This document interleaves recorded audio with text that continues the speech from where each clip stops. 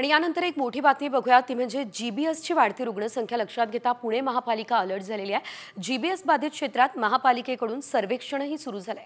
घरोघरी जाऊन महापालिकेकडून सर्वेक्षण करण्यात येत आहे आणि त्यासाठी 85 पथकांची नियुक्ती करण्यात आलेली आहे। सिंहगड रस्ता परिसरातील किरकटवाडी, नांदोशी, नांदेड, धायरी या गावांमध्ये जीबीएसचे अधिक रुग्ण सापडले असल्याचं देखील आपल्याला बघायला मिळत आहे। त्यामुळे राजाराम पूल ते खडकवासला दरम्यानच्या भागाला बाधित क्षेत्र म्हणून आता घोषित करण्यात आलं। सध्या पुण्यात जीबीएसचे 111 रुग्ण आहेत।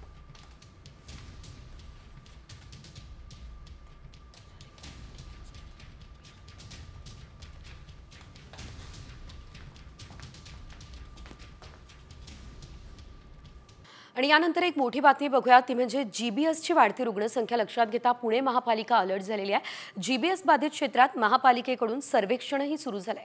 घरोघरी जाऊन महापालिकेकडून सर्वेक्षण करण्यात येत आहे आणि त्यासाठी 85 पथकांची नियुक्ती करण्यात आलेली आहे। सिंहगड रस्ता परिसरातील किरकटवाडी, नांदोशी, नांदेड, धायरी या गावांमध्ये जीबीएसचे अधिक रुग्ण सापडले असल्याचं देखील आपल्याला बघायला मिळत आहे। त्यामुळे राजाराम पूल ते खडकवासला दरम्यानच्या भागाला बाधित क्षेत्र म्हणून आता घोषित करण्यात आलं।